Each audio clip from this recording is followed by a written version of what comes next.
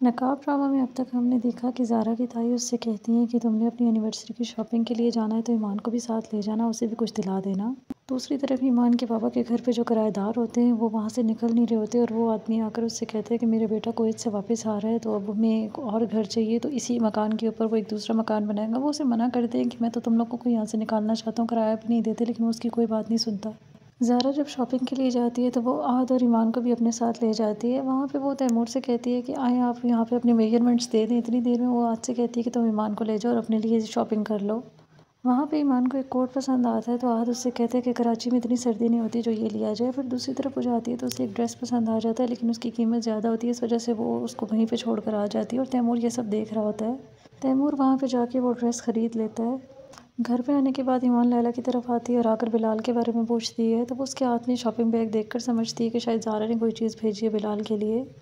इतनी देर में आहद भी आ जाता है और वो आकर पूछता है कि क्या ईमान यहाँ पर है, तो लैला उसे बताती है कि हाँ, वो अंदर गई है बिलाल से बात करने के लिए। उसकी मॉम उसे कहती है कि तुम छोड़ दो ईमान का पीछा और अपने काम पे ध्यान दो और मुझे ज़रा ये बताओ कि तुम्हारी गाड़ी में किस लड़की की ज्वेलरी मिली है। ईमान बिलाल के पास जाती है और जाकर उसे कोट देती है और उसे बताती है कि ये उसने उसके लिए ख़रीदा है। तो वो हैरान होता है और फिर वो उसे कहता है कि आपको अपने पैसे इस तरह से ज़ाया नहीं करने चाहिए थे, मुझे इसकी क्या ज़रूरत। तो वो उसे कहती है कि वैसे भी ठंड होती है और तुमने रात को काम करना होता है, इस वजह से मैं तुम्हारे लिए ले आई हूँ। फिर वो उसे समझाता है कि उसे यहाँ पर किसी पर एतबार करने की ज़रूरत नहीं और ना ही वो ज़ारा पर इतना भरोसा करे, जिसके बाद उसे गुस्सा आता है और वो उसे कहती है कि आपको तो शर्म आनी चाहिए, जिस घर में खाते हैं उनके घर वालों के बारे में आप कैसी सोच रखते हैं। इतनी देर में वहाँ पे आहद भी आ जाता है और वो उससे पूछता है कि क्या हुआ है। वो आहद से कहती है कि ये नौकर होकर कैसी बातें कर रहा है ज़ारा के बारे में, तो वो उसे बताता है कि ये ज़ारा का भाई है। इस बात पर ईमान भी हैरान हो जाती है। उसकी ताई फिर उसे कहती है कि ईमान, अगर तुम्हें किसी बात के बारे में नहीं पता हो तो पूछ लिया करो, इस तरह से तुमने खुद से ही उसे नौकर समझ लिया है। ईमान कहती है कि उसका हुलिया भी नौकरों जैसा था, इस वजह से मुझे समझ नहीं आई और गलतफहमी हो गई, और यही बात ज़ारा को बुरी लगती है और वो वहाँ से उठकर चली जाती है।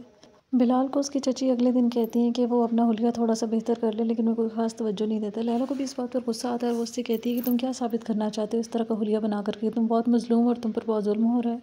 फिर वो उसे कहती है कि कल की आई लड़की भी तुम्हें मुलाजिम समझ रही है और तुम्हें कोई परवाह ही नहीं है इस बात की।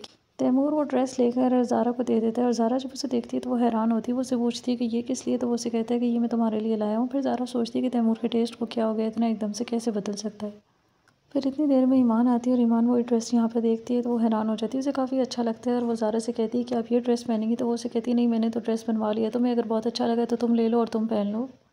फिर एनिवर्सरी की पार्टी चल रही होती है और वहाँ पे लैला नहीं होती। ज़ारा भी पूछती है लैला के बारे में, तो वो उसे कहती हैं कि लैला अपनी फ्रेंड्स के साथ डिनर पर गई थी, शायद वहीं पे उसकी देर हो गई हो।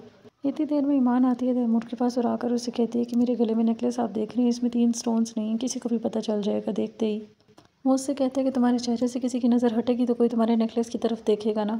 फिर इतनी देर में आहद भी वहाँ पर आ जाता है। वो आकर ईमान से कहता है कि तैमूर भाई बिल्कुल ठीक कह रहे हैं। फिर वो उसका नेकलेस उतार कर उसके हाथ पे रख देता है और उसे कहता है कि तुम्हारे नेकलेस की तरफ किसी की नज़र वाकई नहीं जाएगी, क्योंकि तुम्हारे चेहरे से नज़र नहीं हटेगी। फिर बिलाल ईमान के पास आता है और आकर उसका शुक्रिया भी अदा करता है और साथ ही उसे कहता है कि क्या वो उससे नाराज़ तो नहीं, तो वो उसे कहती है कि मेरी आपसे कोई नाराज़गी नहीं थी। ज़ारा जब बिलाल को देखती है ईमान के साथ बात करते हुए तो उसे बुरा लगता है और वो उससे कहती है कि जो लड़की तुम्हें मुलाजिम समझ रही हो, तुम्हें नौकर बना रही है, तुम उसी के साथ बातें कर रहे हो। बिलाल ज़ारा से कहता है कि वो दिल की बहुत अच्छी है, लिहाजा उसे तो तुम अपनी पॉलिटिक्स से दूर रखो। ज़ारा उससे कहती है कि इसे तुम्हें धक्के देकर इस घर से निकलवाऊंगी। आज जाता है और ईमान से बात करता है और उससे कहता है कि वो वाकई में बहुत प्यारी लग रही है। इसके बाद ईमान उसे कहती है कि क्या आप मेरे साथ फ्लर्ट कर रहे हैं, तो वो कहता है कि नहीं, मैं तो तुम्हें प्रपोज़ करूँ। जिसके बाद वो हैरान हो जाती है और वो उसे कहती है कि नहीं, आप ऐसा तो कर ही नहीं सकते। फिर इतनी देर में ईमान को एक रिंग पहना देता है, जिसको देखकर ईमान को पहले तो गुस्सा आता है, फिर वो रिंग उतार कर उसके हाथ पे रखती है और नाराज़ होकर वहाँ से चली जाती है। तो क्या ईमान तैमूर को बता देगी इस सब के बारे में या नहीं, ये हमें देखने को मिलेगा इस ड्रामे के आने वाली एपिसोड में। तो देखते रहिए ड्रामा सीरियल नकाब, और मज़ीद अपडेट्स के लिए मेरे चैनल को लाइक एंड सब्सक्राइब ज़रूर करें। अल्लाह हाफ़िज़।